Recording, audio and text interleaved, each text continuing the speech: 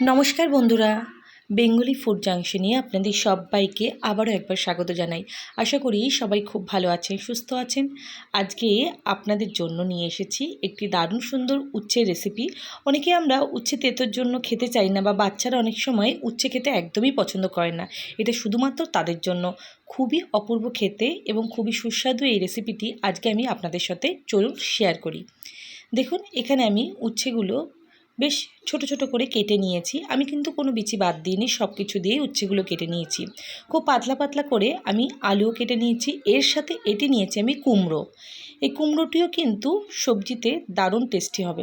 এর সাথে নিয়েছি টমেটো, পেঁয়াজ কুচি, কাঁচা লঙ্কা ও ধনেপাতা কুচি, হলুদ গুঁড়ো, চিনি নিয়েছি, শুকনো লঙ্কা, এর সাথে পাঁচফোড়ন ও নুন।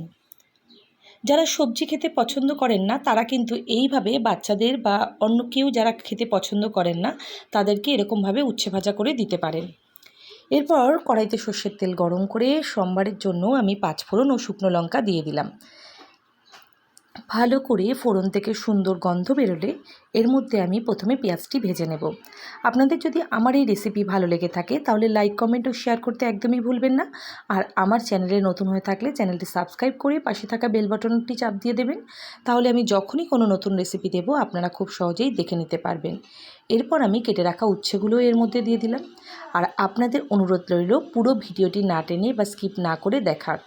এরপর কেটে রাখা আলু, কেটে রাখা কুমড়োটি কিন্তু দারুণ মিষ্টি ছিল এবং খুবই ভালো মানের ছিল, এর মধ্যে দিয়ে দিলাম। আপনারা চাইলে এর মধ্যে পটলও দিতে পারেন। দিয়ে সব কিছু দিয়ে ভালো করে আমি মিশিয়ে নিচ্ছি। আপনারা যদি আমার এই ভিডিওটি ফেসবুক থেকে দেখেন তাহলে অবশ্যই পেজটি লাইক করে ফলো করতে একদমই ভুলবেন না। এরপর ভাজার মধ্যে আমি দিয়ে দিচ্ছি সামান্য লবণ, সামান্য হলুদ গুঁড়ো। এই ভাজাটায় কিন্তু একটু তেলের পরিমাণ বেশিই লাগবে, নাহলে টেস্টটি কিন্তু বেশি হবে না। আপনারা যখন বাড়িতে রান্না করবেন অবশ্যই কিন্তু তেলটি একটু বেশি দেবেন, আর দেখবেন উচ্ছের যে তেতো ভাবটি সেটি কিন্তু একদমই থাকবে না এইভাবে রান্না করার ফলে, এবং একটি অন্য সুন্দর মাত্রা বা রান্নাটি অনন্য হয়ে যাবে। এরপর দিয়ে দিলাম এর মধ্যে টমেটো কুচি, কাঁচা লঙ্কা কুচি। আরও একবার ভালো করে মিশিয়ে নিয়ে ঢাকা দিয়ে আমি মিনিট 5 থেকে 7 এটি পুরো রান্না হতে দেব।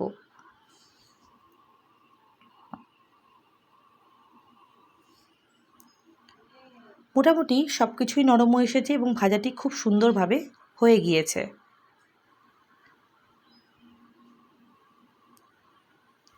খুব অল্প সময়ের মধ্যে কিন্তু একটি দারুণ সুস্বাদু রেসিপি পুরোপুরি তৈরি। নামানোর আগে সামান্য একটু চিনি দিয়ে দিলাম। ওপর থেকে ছড়িয়ে দিচ্ছি ধনেপাতা। বেশ একটি দারুণ সুন্দর স্বাদের ভাজি পুরোপুরি তৈরি হয়ে গেল। আশা করি আজকে আমার এই কলরার রেসিপিটি আপনাদের খুব ভালো লেগেছে।